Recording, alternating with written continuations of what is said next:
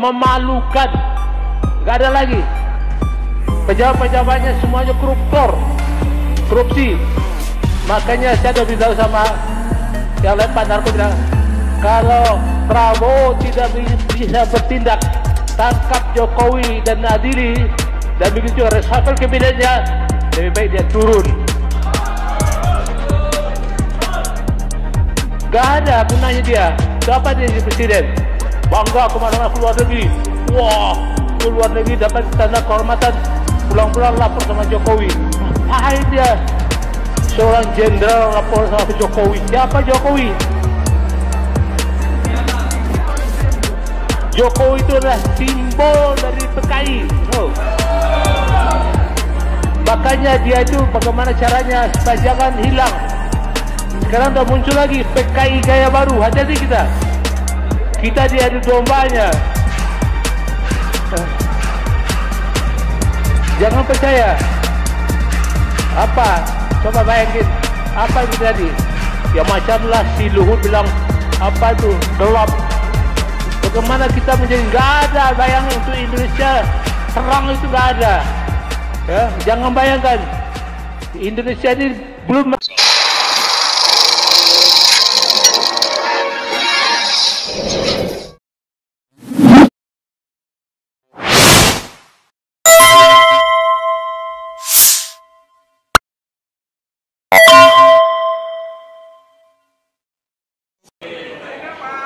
Bismillahirrahmanirrahim. Assalamualaikum warahmatullahi wabarakatuh. Hidup Gibran. Coba saya ngomong gini karena tadi Bang Said Didu mengingatkan kita bahwa Solo sudah mulai bergerak secara masif, bahkan didatangkan dari luar Jawa. Ini isyarat yang nggak main-main. Kalau seorang Said Didu yang memang galak, tapi tadi tiba-tiba ini saja kita berperang, saja kita berperang.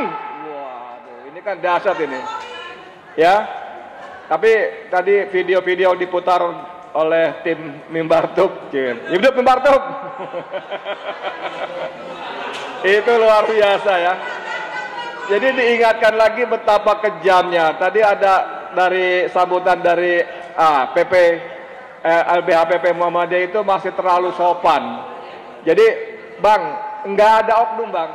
Itu udah semuanya nggak pakai oknum itu. BPN tuh nggak oknum lagi. Oknum itu 1, 2, 3, 10. Ini ombyoan sak kantor-kantornya. Itu sorry ya kalau nggak sopan, bajingan semua. Bajingan semua.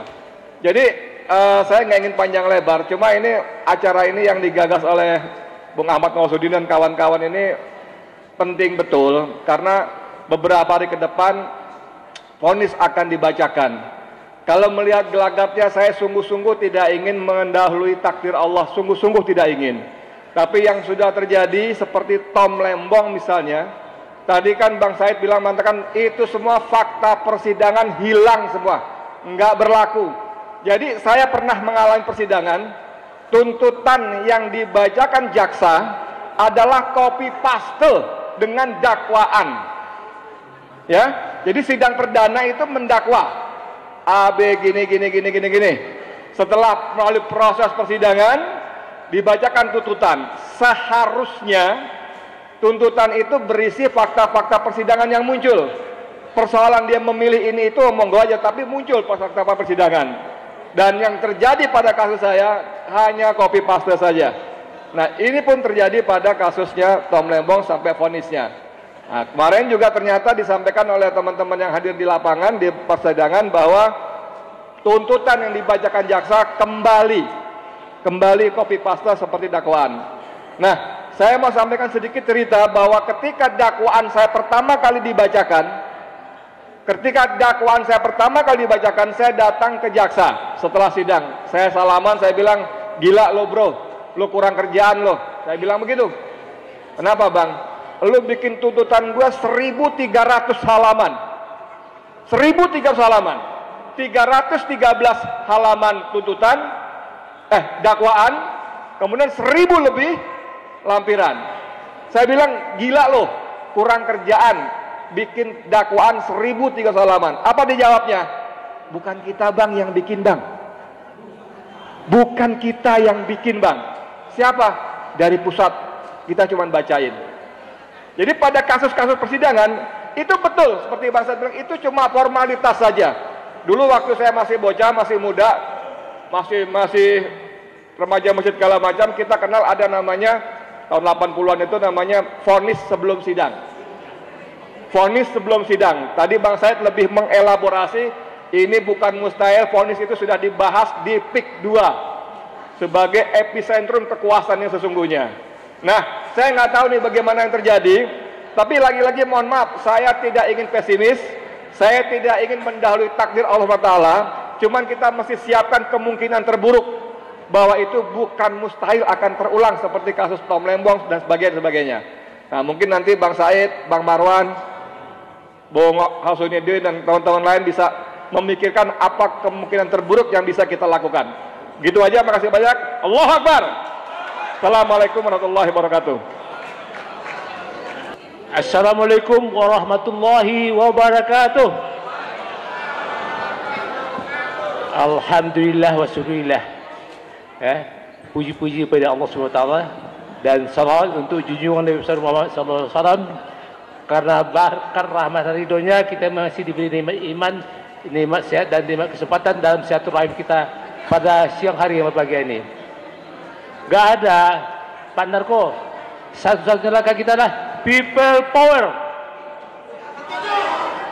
Gak ada people power. Mana melempam semuanya? People power. Allahu Akbar.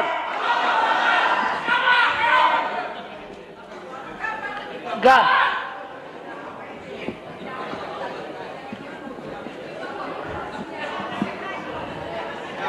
Gak ada. Apa yang katakan pemerintah kita ini memalukan. Gak ada lagi. Pejabat-pejabatnya semuanya koruptor, korupsi.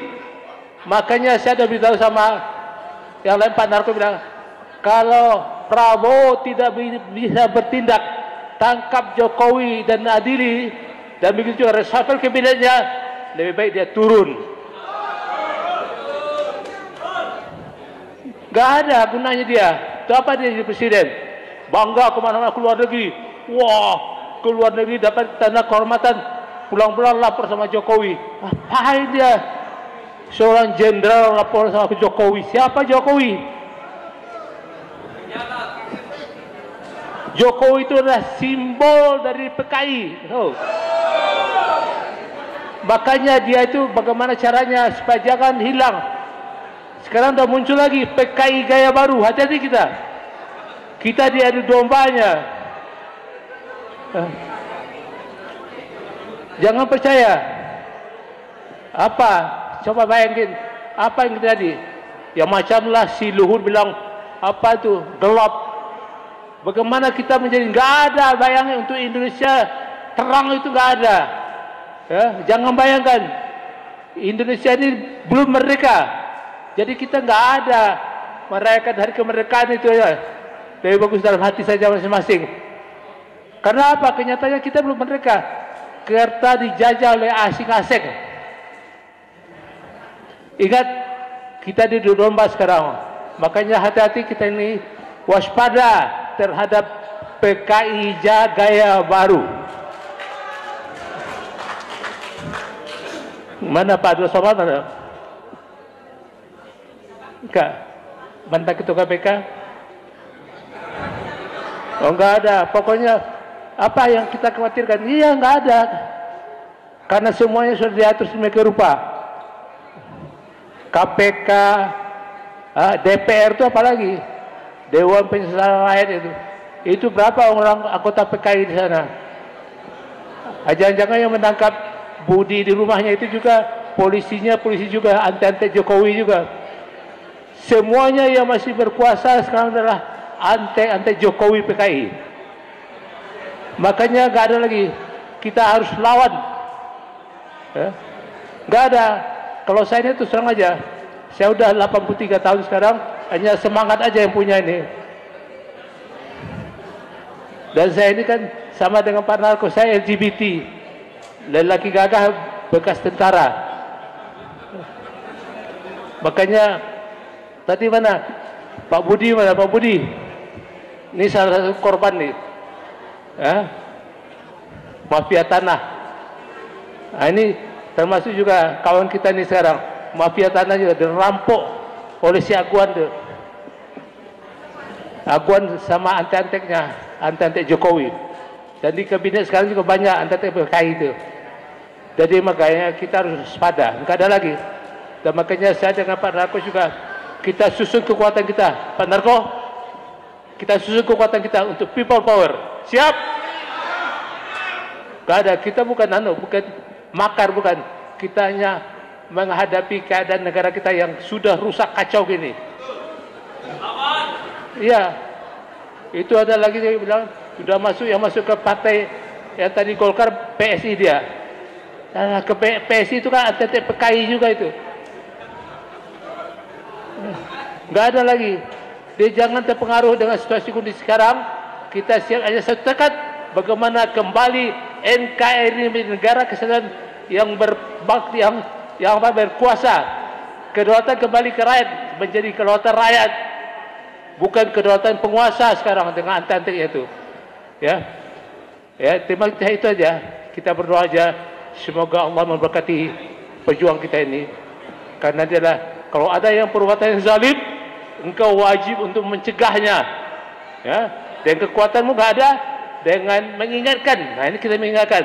Kalau nggak ada lagi ya dengan doa, walaupun seluruh iman itu. Ya, nggak ada. Terima kasih. Semoga Allah memberkati kita dan semua yang hadir panjang umur, sehat selalu. Billahi taufiq wal hidayah. Wassalamualaikum warahmatullahi wabarakatuh. Merdeka! Allahu Akbar.